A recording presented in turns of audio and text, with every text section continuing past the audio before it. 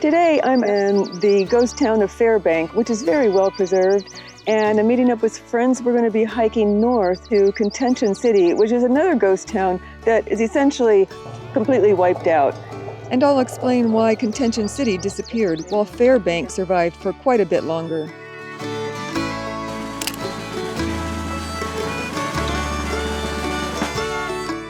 If you're visiting Tombstone, you know that the town was built around the mines that were dug when Ed Schieffelin discovered silver and gold in the late 1870s.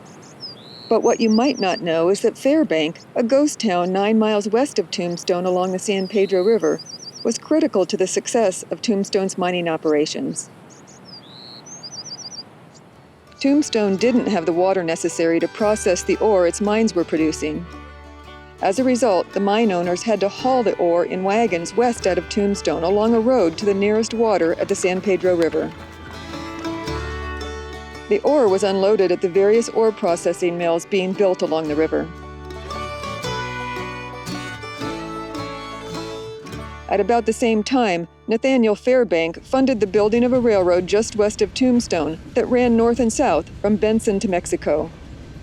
The town that sprang up at the junction of the road that headed west out of Tombstone and at the north-south rail line was named, you guessed it, Fairbank. Fairbank itself wasn't a true mill town. It was a railroad depot town.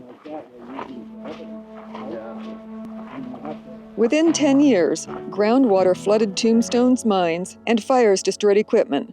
There was little ore, and the mills along the river were no longer necessary. The towns, like Millville, Charleston, and Contention City, where we're heading today, quickly became ghost towns.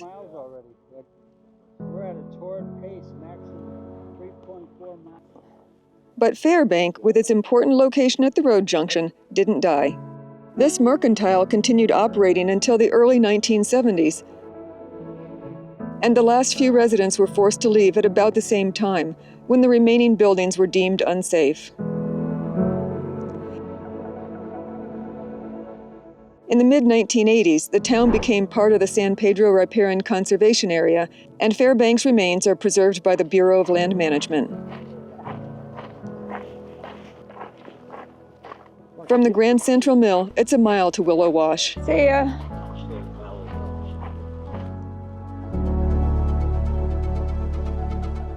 After you cross the wash, it's 2 miles of not very exciting, narrow, sandy, and unshaded trail next to a section of the currently dry San Pedro River.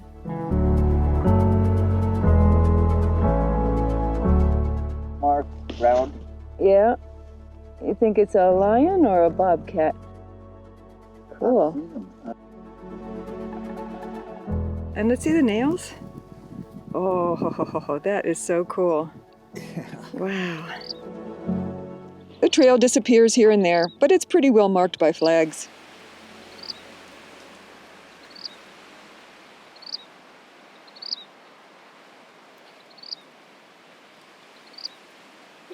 It's got 3 holes in it.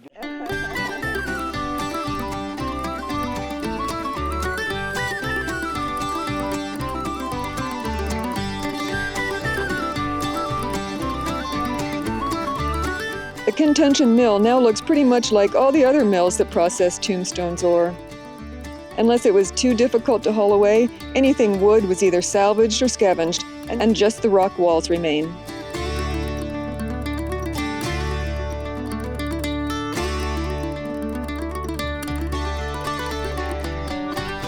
Contention City, where the mill workers lived, was built on both this east side of the river and the west side where we took a break. Other than broken glass and rusty metal, one small section of wall is about all that's left of any buildings. Oh, there's some of the old wall there.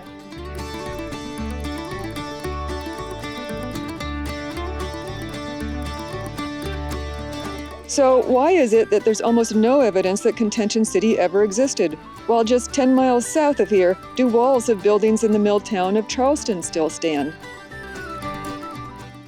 The best explanation I could find was provided by John Rose, a local expert, who learned from a former ranch foreman that the owner of the land that Contention City sat on had problems with squatters, and he had the foreman bulldoze the remaining buildings in order to take care of the problem. Whatever the case, the Contention City is gone. And then it was 4 miles back to Fairbank for a total of 8 miles, looping back along the river that, though it's hard to imagine right now, turns into a raging torrent during summer monsoon rains.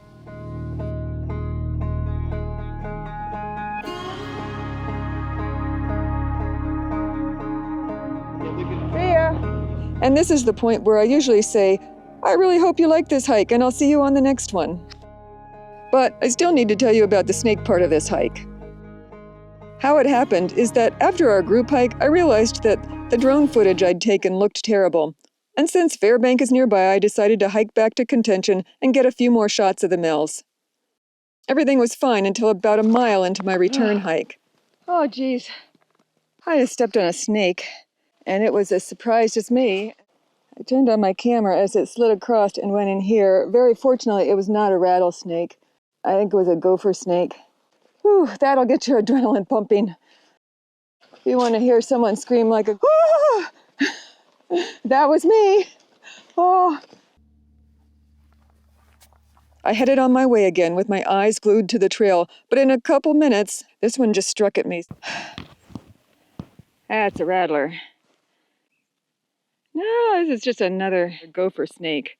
This doesn't look like a rattler, even though, boy, it hissed like heck. What I learned after I Googled gopher snakes when I got home is that, when threatened, they will actively mimic rattlesnakes.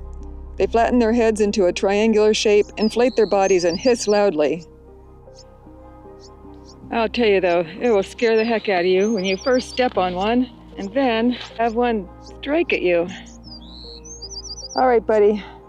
See ya. Tell your friends to give me a break. Needless to say, I decided it was best to get away from that very narrow trail with all the clumps of grass next to it. And I'm just walking down in the river the rest of the way back to the wash. And if you were wondering, yes, now everything looks like a snake. It's a tree root snake. And now I can finally say, I really hope you liked this hike, and that you do a better job of noticing snakes on the trail than I did on this one. If you're looking for other hikes like it, but without the snakes, click one of the links at the end of this video, and I think you'll find one that suits you. And I'll see you on the next hike.